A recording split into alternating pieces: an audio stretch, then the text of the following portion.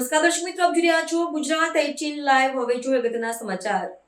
વડોદરા શહેરના વાસના રોડ પર આવેલ વ્રજવિહાર સોસાયટીના પ્રમુખને મારવાનો બનાવ બન્યો હતો। સૂત્રોના જણાવ્યા મુજબ કૂતરા માટેના ઝઘડામાં વ્રજવિહારના સોસાયટીના પ્રમુખને વગર ફોકટ અને ફોર વ્હીલર કારમાં ગોંધી રાખી મારવામાં આવ્યો હતો અને અજ્ઞાત સ્થળે વડીલને ફેંકીને કાર ચાલક નાસી છૂટ્યો હતો। હાલમાં વડીલને ગંભીર રીતે ઈજા થતા સારવાર દરમિયાન હોસ્પિટલ ખાતે ખસેડવામાં આવ્યા હતા। વડીલના ન્યાય અપાવવા માટે સોસાયટીના રહીશો જેપી પોલીસ સ્ટેશનની બહાર દોડી આવ્યા હતા। સાંભળો સોસાયટીના વડીલો શું કહી રહ્યા છે।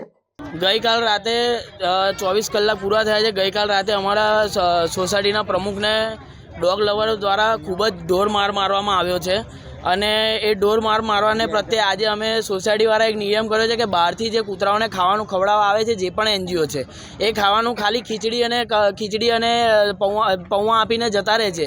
ખાલી કૂતરાઓની સેવા કરવી એ ખીચડીને પૌવા આપવું એવું નથી, એની ટોટલ કાળજી લેવા માટે એ લોકો બંધાયેલા હોતા નથી ખરેખર, કે એમનું ટ્રીમિંગ કરાવવું, મેડિકલ કરાવવું, એ રીતની પણ એમની કૂતરાઓની વ્યવસ્થા કરવી જોઈએ। અને આ રખડતા કૂતરાઓ અમને, નાના બાળકોને, લોકોની ગાડીઓને છેલ્લા 4 વર્ષથી નુકસાન કરી રહ્યા છે અને અમારી સોસાયટી કૂતરાઓના હિત માટે બી કાર્ય કરી રહી છે અને એવું બી નથી કે એમને વિરોધ કરી રહ્યા છે।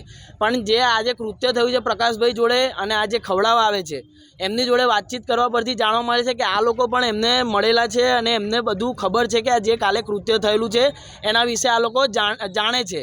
તો અમારે પ્રશાસનને અને સરકારને એક જ માંગ છે કે જો આ રીતે ડોગ લવરોનો કાયદો હોય અને અમારે જો વિરોધ કરવાથી અમને આવી રીતે માર પડી શકતો હોય તો સાહેબ અમારી સેફટીનું શું?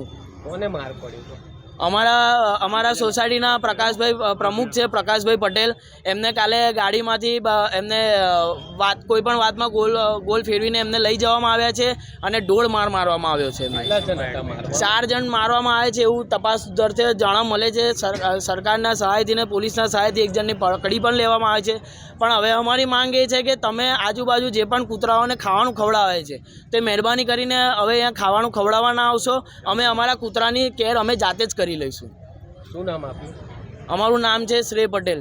અમે વ્રજવિહાર સોસાયટીના રહીશો છે અને ગઈકાલે 7:30 થી રાતના 12 વાગ્યા સુધીના અરસામાં અમારા જે સભ્ય છે, એટલે કે વિસ્તારના જે વડીલ છે, તે વડીલ જે છે એ સામાજિક કાર્યકર્તા છે અને એમને અજ્ઞાત કોઈ ગાડીમાં, નંબર વગરની ગાડીમાં બેસાડીને અજ્ઞાત સ્થળે લઈ જવામાં આવ્યા અને ગાડીનો વોલ્યુમ મોટો કરીને તેમને ખૂબ જ મારવામાં આવ્યો છે। અત્યારે તે અને એમને ફેંકી દેવામાં આવ્યા અજ્ઞાત સ્થળે અને અત્યારે એ જીવન મરણ વચ્ચે ઝોલા ખાઈ રહ્યા છે। તો એની જવાબદારી કોણ લેશે? તો આના માટે અમે અત્યારે તાંદલજા પોલીસ સ્ટેશનમાં ફરિયાદ નોંધાવવા આવ્યા છે કે જે તે વ્યક્તિએ આ કાર્ય કર્યું છે એની શોધખોળ કરે અને સત્વરે એની કાર્યવાહી કરે અને એ વ્યક્તિને ન્યાય આપે, કારણ કે એ વ્યક્તિ ખૂબ જ નિર્દોષ છે અને સામાજિક કાર્ય કરે છે અને બધાને મદદરૂપ બને છે અને વડીલ છે, એટલે અમે આજે અહીંયા ભેગા થયા છે। આ બધો મામલો શાનો છે?